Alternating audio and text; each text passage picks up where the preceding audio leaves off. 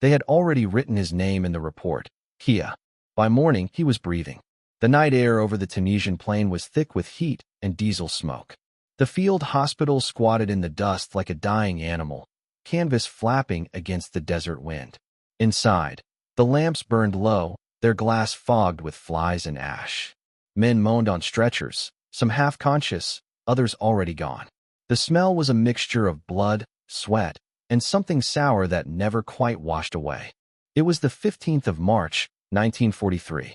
They brought him in just after midnight. Sergeant James Wilson, 26, shot through the abdomen during a night raid near Mejaz el Bab. The stretcher bearers moved fast, shouting for a surgeon. The bullet had torn through his intestines. Infection was already spreading. His skin was the color of parchment, his eyes half open but empty. Lieutenant Joseph Maxwell, the youngest medical officer in the tent, helped lift him onto the operating table. His hands trembled, not from fear but exhaustion. They'd been awake nearly 20 hours. The generator coughed once and went silent. Only the hiss of the lantern filled the gap. The senior doctor, Colonel Laird, leaned over the wound and exhaled sharply. Through and through, he muttered. He's septic already. Even if we operate, he won't make it till dawn. The words hung in the air like smoke. Grace Helton, one of the nurses, stood beside the table, her sleeves rolled to the elbow, her voice barely a whisper. You should write to his mother, she said. No one answered. The sound of flies returned. Maxwell's gaze drifted to the corner of the tent, where supplies were stacked, boxes stamped with faded British lettering. He'd seen them unloaded that morning. Gauze, morphine, surgical soap, and a small crate with a single glass vial wrapped in wax paper. A label, printed in neat black ink. Penicillin, experimental use only. He remembered the words of a briefing weeks earlier in Algiers, something about a new antibacterial compound, not yet approved for field use. Too little of it existed. Only a few ampoules had reached the front lines, reserved for high-ranking officers or controlled trials. He hadn't told anyone he'd found one. Maxwell stood beside Wilson's cot long after the others left. The sergeant's breathing was shallow, rattling in his chest. Every exhale came slower than the last. Sweat darkened his bandages. Grace checked his pulse and shook her head. He's fading, she whispered. Outside, the desert wind shifted, carrying with it the metallic taste of sand and smoke. Somewhere far off, artillery thudded like a heartbeat. Maxwell couldn't look away from the man's face, pale, boyish still beneath the grime. 26, younger than him by barely a year. The kind of man who might have been fixing tractors in Kansas if not for this war. He felt the weight of the ampoule in his pocket. The glass was warm from his hand. What if it works? The thought came uninvited, desperate, half-mad. He imagined the consequences. A court-martial, loss of license, prison. Yet behind that fear flickered something else. The faint, stubborn refusal to let another man die because of rules written oceans away. He turned to Grace. Go get some rest, he said. She hesitated. You too, Lieutenant. But she knew that tone, quiet, final. She nodded and slipped out into the night. When the tent fell silent, Maxwell drew the ampoule from his pocket. The liquid inside caught the lantern light, gold and fragile, as if it held sunlight. He found a clean syringe, boiled the needle over the flame, and waited for the metal to cool. Wilson stirred once, eyes fluttering open. Is it bad? Maxwell froze. You've been through worse, he said softly. A ghost of a smile crossed the man's lips, then vanished. Outside, the moon was a thin blade cutting through the canvas. Maxwell loaded the syringe, every movement deliberate. His pulse hammered in his ears. He thought of the orders, of the colonel's voice, of the hundreds who died of infection this month alone. He thought of the smell that never left his hands. He leaned close to the sergeant's arm, found a vein beneath the bruised skin, and whispered, though no one could hear him. Hold on, James. Just hold on. The needle slid in. The ampoule emptied. And then, silence. He watched for a reaction, any flicker of breath or twitch of muscle. Nothing. Just the slow rhythm of a man too far gone. Maxwell sat beside the cot, elbows on his knees, head in his hands. Around him, the hospital murmured with distant groans, the buzz of flies, the scratch of sand against canvas. He stayed that way until his eyes burned and the lamp's flame guttered low. When the last nurse's footsteps faded outside and the camp sank into sleep, he looked once more at the man on the bed, the man they had already written off as dead, and whispered to himself, almost in prayer. That night, when everyone had gone to sleep, Maxwell gave the injection. 1. Without permission. Without hope. Where are you watching from? Let me know in the comments below, and don't forget to subscribe to this channel. At first light, the desert cooled enough to remember what breathing felt like. The wind had died, the flies still slept, and the generator hadn't yet begun its morning cough. Inside the hospital tent, the air was sour and still, the kind of silence that made you listen for ghosts. Grace Helton moved along the row of cots with her notebook pressed to her ribs, touching 2 fingers to throats, counting heartbeats the way some people count prayers. Names and times, a human ledger. She reached Sergeant Wilson without even glancing at his tag. She knew the shape of a man already surrendered to death. She pressed her fingers to his neck out of habit, expecting nothing. Then, faint, but there, one pulse. Another. Her own breath caught. She laid her hand flat against his chest. Cool. Not the burning marble heat of a man lost to fever, but something new, stubbornly alive. Sergeant? She whispered, the word an intrusion in that hush. His eyelids trembled. A cracked tongue moved across dry lips. Water, he rasped. The canteen slipped from her hand and clanged against the tray. Dr. Joe. Her voice was too loud for Dawn, slicing through the tent like glass. Feet shuffled. Someone cursed. The generator groaned to life, flooding the canvas room with flickering light. Lieutenant Joseph Maxwell stumbled and half-dressed, his shirt clinging with sweat and sleeplessness. He froze when he saw the impossible scene. Wilson, eyes open, breathing. Maxwell pressed a finger to the wrist, counting, then listening to the chest. The rhythm was steady, real. The infection smell, once thick and sour, had faded to the faint sweetness of antiseptic. 98, he murmured. Pulse strong. Grace handed him the thermometer. He waited, glanced down. 99.4.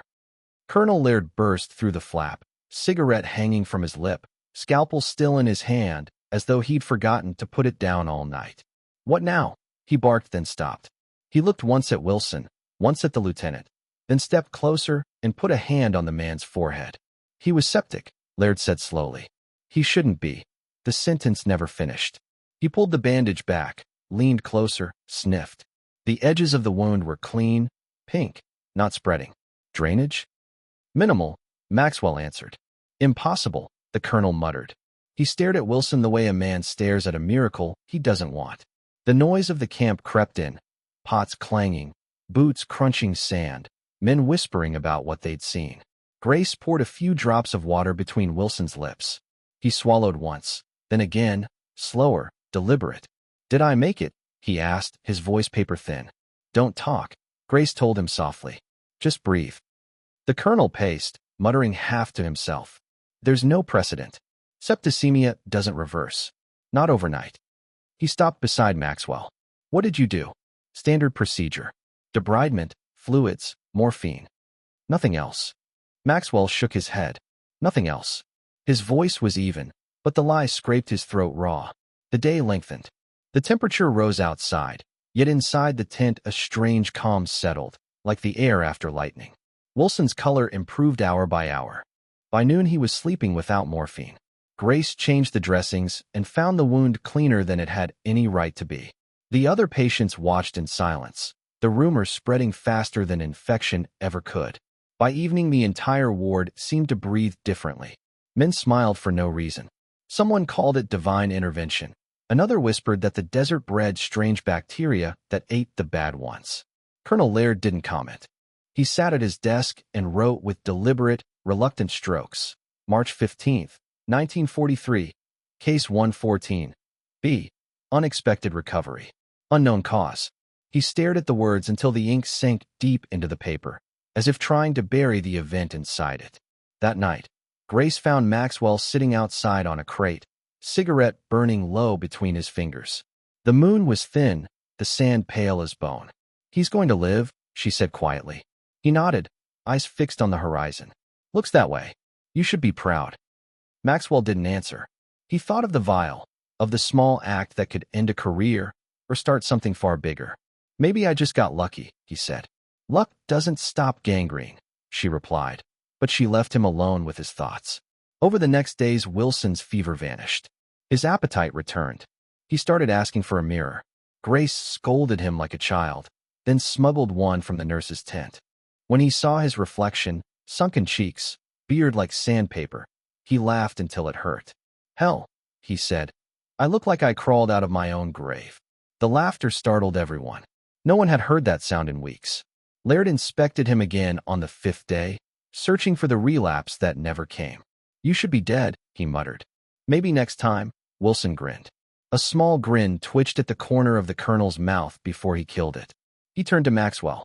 When you're done playing God, Lieutenant, write your report. Maxwell nodded, though his stomach twisted. Each night he dreamed of the ampoule, its golden shimmer, the feel of the needle in his hand. He had destroyed the evidence, buried the glass under the refuse pit, yet he swore he could still smell it on his fingers. On the 7th morning, someone brought in a pair of crutches and leaned them against the wall like a dare. Wilson insisted on trying. Grace steadied him. The tent erupted with quiet applause when he stood, trembling but upright. Maxwell smiled, but the relief was thin. He felt the invisible eyes of the army, calculating, questioning. Miracles, in war, came with paperwork. Just after dusk, a jeep roared into the camp. 2 officers stepped out, clean uniforms, fresh insignia, the smell of headquarters about them. They spoke briefly to the colonel, who unfolded a sealed envelope with the caution of a man opening a verdict. His eyes moved down the page, once, twice. Then he looked up, straight at Maxwell. The tent fell silent. Even the generator seemed to hesitate. A week after the man everyone had already buried asked for water, James Wilson stood on his feet. But now the army wanted answers. He had rehearsed the truth a dozen times on the way to Algiers, but the ride over the cracked desert road shook the words out of order. By the time Lieutenant Joseph Maxwell stood inside the medical headquarters, his palms were damp and the collar of his uniform felt 2 sizes too small. The office smelled of ink, tobacco, and fear disguised as discipline. On the wall hung a map of North Africa riddled with red pins, each one a wound that never healed. Behind the desk, Colonel Henry Braddock of the Medical Research Division read from a thin folder, his tone dry and surgical. Lieutenant Maxwell, you administered an unauthorized substance labeled Compound 42P. Confirm the source. Maxwell's voice cracked on the first word. Found it among supply crates, sir. Labeled penicillin, experimental use only. Braddock's gaze lifted. His eyes were pale and hard, like someone who had stopped being surprised months ago. Who authorized its use? No one, sir. The patient was dying. Braddock closed the folder. That's not a medical defense. That's desperation. Across the room, a British liaison officer with the thin patience of a scientist leaned forward. Where exactly did you obtain it, Lieutenant? That vial was part of a shipment meant for restricted trials in Cairo. 3 doses total. 1 went missing during transport. You're telling me you found it in a food crate? Yes, sir. Left behind with surgical gauze. The liaison exhaled. Bloody Americans, he muttered, not quite under his breath. The colonel ignored him. Do you understand the severity of what you've done? That compound isn't cleared for broad use. If the man had died, you'd be standing in front of a court-martial, not me. Maxwell's throat tightened. But he didn't die. That's irrelevant, Braddock snapped. Then quieter, as if tasting the words for the first time. He lived. He leaned back, studying the lieutenant the way one studies an unexpected symptom. What was the patient's condition prior to injection? Septic. Fever at 103, gangrenous tissue, unresponsive to morphine. And after? Fever broke within hours. Infection reversed by morning. He's walking now. A silence stretched thin across the room. The colonel drummed his fingers once against the folder. Do you realize, Lieutenant, that what you're describing, if true, would rewrite every medical protocol we have? We've lost more men to infection than to bullets this year. Maxwell hesitated. I wasn't thinking about rewriting anything, sir. I was thinking about not losing one more. For a brief second, Braddock's expression softened, almost human. Then it vanished. He stood, pacing toward the window where the Mediterranean glared like a sheet of molten glass. You forced our hand. London will want a report. They'll send men, ask questions. They'll want to know why a junior field medic in Tunisia succeeded where entire laboratories have failed. The liaison scribbled notes furiously. If his account is accurate, it confirms Fleming's compound works even under field conditions, he said. That means mass production, distribution. The war could shift within months. Or it could kill 1,000 men if misused, Braddock countered. Maxwell's heart pounded. He hadn't come for glory or credit. But now, standing beneath the map where red pins multiplied daily, he understood the weight of what he'd done. One desperate act in the dark might ripple across continents. The colonel turned. Lieutenant, you'll remain in Algiers under supervision. No correspondence, no travel without permission. The War Office will review your case. Yes, sir. He saluted, but the motion felt hollow. As he turned to leave, the British officer stopped him. Lieutenant, he said, his tone more curious than cruel. Do you realize you may have just changed the entire war? Maxwell didn't answer. Outside, the streets of Algiers pulsed with noise, trucks, vendors, the buzz of a city half at war and half pretending not to be. He walked toward the harbor, where ships groaned under new cargo. Somewhere out there, more crates of that golden medicine would soon be on the move. Back at the hospital, word spread faster than mail. Wilson's recovery became a legend told between tents, each version brighter, less believable. Men began asking for the shot that saved the sergeant. Supply officers searched records. Medics whispered about stolen miracles. Maxwell tried not to read the reports, but he couldn't escape the feeling that the story had already left him behind. A week later, a sealed cable arrived from London, production authorized. Penicillin to be distributed across Allied fronts immediately. When Braddock read it aloud, he looked up at Maxwell and said quietly, "You should be pleased, son. History just turned in your direction." Maxwell nodded, but a cold weight settled in his chest. Because every victory has its shadow, and somewhere in the back of his mind, he kept seeing Wilson's face. The way his skin had healed too fast, the way his pulse had grown too strong, almost unnatural. He tried to dismiss it, to tell himself it was luck, medicine, miracle. But at night, when the lights dimmed and the flies fell silent, he would remember the fevered whisper from the cot, "Water," and wonder if what he'd woken that night was entirely human. By late spring of 1943, the war smelled of rot and metal. The rains had passed, leaving behind a heat that baked everything: wounds, tents, tempers. Across Tunisia and Sicily, penicillin traveled by air in small metal thermoses, each packed in ice like treasure. They called it a miracle, but in the field, it was simply hope, rationed, measured, and rarely enough. Lieutenant Joseph Maxwell had seen what it could do. He'd seen a man breathe again after everyone had written him off. But now every delivery came with orders stamped in red. Use only on high-value personnel. The rule was clear. The war had learned to measure the worth of a man. One afternoon, near Infidaville, a truck rolled in from the front. 3 still breathing, 2 fading. One was a 19-year-old private from Oklahoma, shrapnel buried deep in his side. The other, Captain Ernest Harrow, an intelligence officer, bleeding slower but deeper. Maxwell had 1 vial left. "Orders are orders," said Colonel Laird, his face gray with exhaustion. "Use it on the captain." The private's breathing rasped like torn paper. Harrow met Maxwell's eyes. "Do what you must, doctor," he murmured. The generator faltered, light flickering. Maxwell looked from one cot to the other, the small thermos heavy in his hand. 2 men, 1 chance. He opened his notebook and wrote, "Whose life is worth more?" Grace Helton stood silently in the doorway. She didn't speak. Her silence asked more than any question could. Maxwell drew the liquid into the syringe. It caught the light, gold and alive. He hesitated, the needle trembling between 2 souls. Across the tent, another doctor muttered, "Science gives us miracles, and war decides who deserves them." Maxwell's jaw tightened. He set the syringe down, then picked it up again. Finally, he turned to the captain. His hand didn't shake this time. By dawn, Harrow's fever broke. The private was already cold. No one spoke about it, but silence was its own accusation. Later, Grace found his notebook open on the desk. A single line, "Every injection feels like playing God." Over the next weeks, penicillin arrived in smaller shipments, the requests multiplying faster than the doses.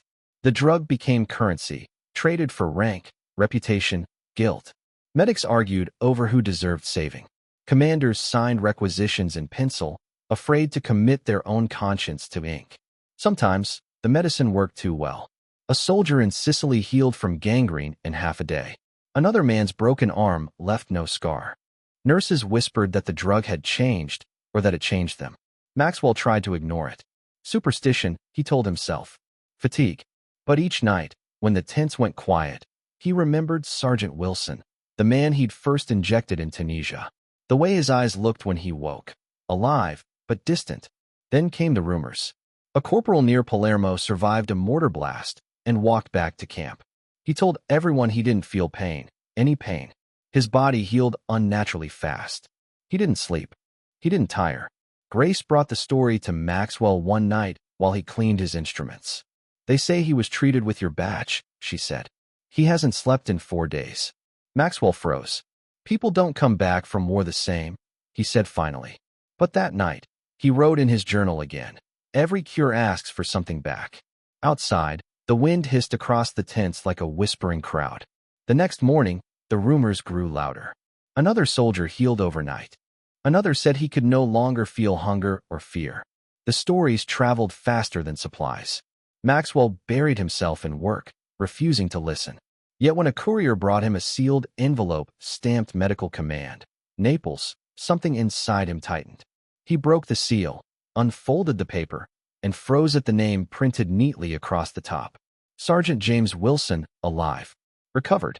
Location, Naples Military Hospital. For a moment he simply stared, heart hammering in his throat. He had believed the story ended that night in Tunisia. But as he held the letter, one thought grew colder than the desert wind. Maybe the miracle hadn't ended at all. Maybe it had only just begun.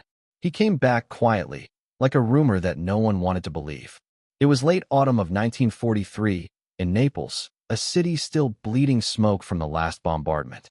The British hospital sat on the hill above the harbor, its walls painted with salt and grief. And one morning, among the new arrivals, Sergeant James Wilson walked in under his own power. The nurses stopped when they saw him. Some remembered his name from reports past, like prayers along the front. The man who beat death. Newspapers had already turned him into a story. The miracle soldier, science defeats the grave. He smiled when they called him that. But the smile didn't quite reach his eyes. Lieutenant Joseph Maxwell had been transferred to the same hospital only a week earlier. When he read Wilson's name on the manifest, his pulse jumped once, then steadied into dread. He told himself it was coincidence. It never was. Wilson found him in the corridor after evening rounds, still wearing the faded tunic he'd been saved in months ago. "Doc," he said, voice calm, almost gentle. "Told you I'd make it." Maxwell blinked, studying him. He looked younger somehow, skin clear, posture straight, eyes sharp as polished metal. But something in his movements was too smooth, as if pain had been erased from him. "You look well," Maxwell said carefully. "Better than well." Wilson's grin widened. "I don't feel pain anymore. Not even when I cut myself shaving. It's like it's all gone. Even the memories. I try to think about that night in Tunisia, but it's like remembering someone else's dream." Maxwell stared. "That's unusual, is it?" Wilson asked. "I think it's peace." He laughed softly, and the sound made the hairs on Maxwell's neck rise. That night, Maxwell requested a full examination. Wilson agreed without hesitation. His vitals were perfect, too perfect. No scar tissue, no residual infection. His blood work came back impossible. Regeneration off the charts, clotting time near zero, white cells higher than baseline, but clean. He didn't even register fatigue. When the report reached London, a medical colonel wrote in the margin, "Specimen exhibits extraordinary recovery. Monitor closely." Maxwell didn't need the reminder. He couldn't stop watching. During physical therapy, Wilson lifted weights double his own size and laughed when the attendants told him to rest. When they pricked his arm for a test, the wound closed before the cotton touched it. Grace Helton, now stationed with the British unit, saw it happen and went pale. "This isn't healing," she whispered to Maxwell later. "It's something else." He nodded, eyes hollow. "We cured infection," he said. "But what else did we change?" That evening he stayed in his office long after the lights dimmed, writing in his report by the flicker of an oil lamp. Healed. Physically. But not humanly. The last word smeared under his pen as his hand trembled. He closed the notebook and sat in the dark, listening to the low hum of the hospital, the far-off echo of waves against stone. Weeks passed. Wilson became both a curiosity and a legend. Doctors paraded him before visitors. Officers shook his hand, calling him proof of progress. But Maxwell saw the difference growing. The man's laughter came too easily. His pulse stayed slow even when he was furious. And when he looked at you, it was as though he were looking through you, seeing something colder beyond. One night, a nurse found Wilson sitting in the ward surrounded by sleeping soldiers. He was motionless, staring at them for hours without blinking. When she asked if he was all right, he turned and said softly, "They're all going to die, but they don't know it yet. I can feel it." Then he smiled and went back to watching. Maxwell heard about it in the morning. He went straight to Wilson's quarters, but the bed was empty, sheets perfectly folded. The guard at the door said he'd left before dawn, walking toward the train depot. "Said he was fine, sir," the man added. "Didn't even take a coat." A search began, but Italy in '43 was chaos, part war zone, part graveyard. Weeks later, word came from a reconnaissance unit south of Salerno. They'd found a burned convoy, dozens dead, one survivor. When Maxwell reached the site, the smell hit first. Oil, blood, something scorched beyond naming. The medic pointed toward the wreckage. "You'll want to see this, sir." Among the bodies lay Wilson, alive, upright, skin unbroken. Around him, every other man was gone. He looked up as Maxwell approached, eyes calm as the sea after a storm.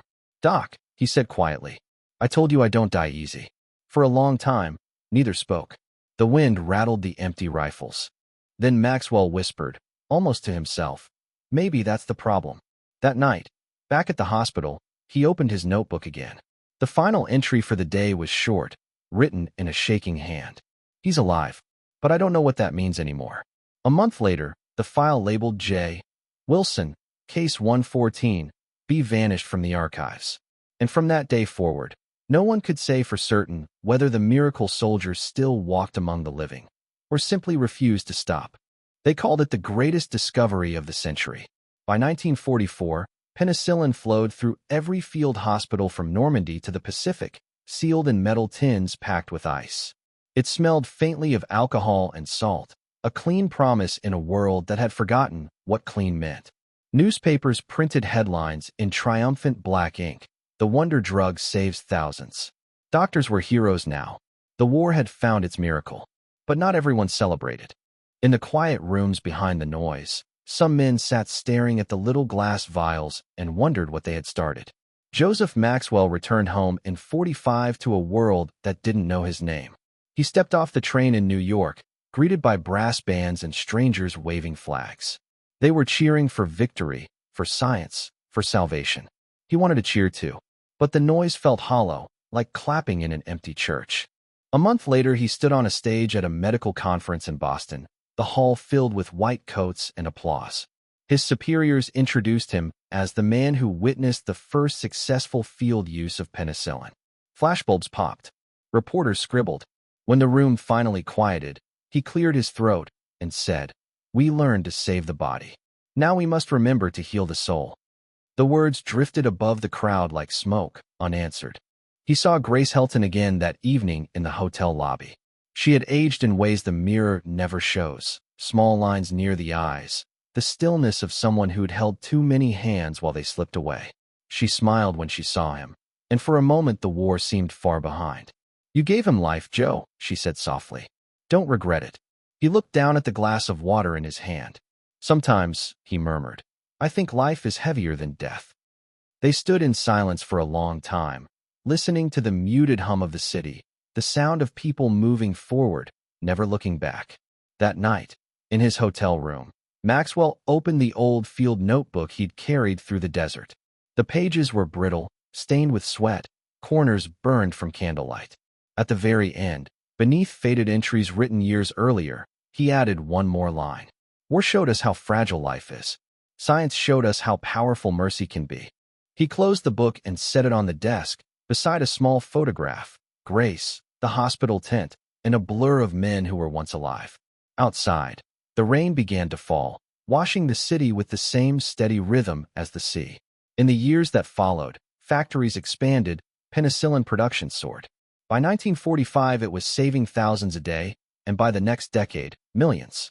Every medical journal called it the dawn of a new age. No one spoke of the nights before dawn, of the hands that had shaken over a single syringe, of the men who had lived when they shouldn't, and the questions that refused to die with them.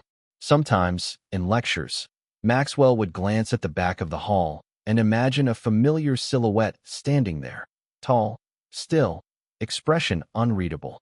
He never saw Wilson again, but once, walking home through a snowstorm, he thought he caught a glimpse, a man crossing the street without a limp, without a coat, vanishing into the blur of white. He never told anyone.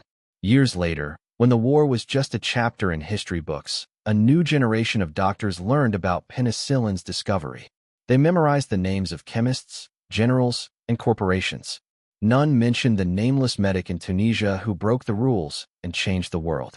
That was fine. History didn't need to remember him. It only needed to remember what he'd learned.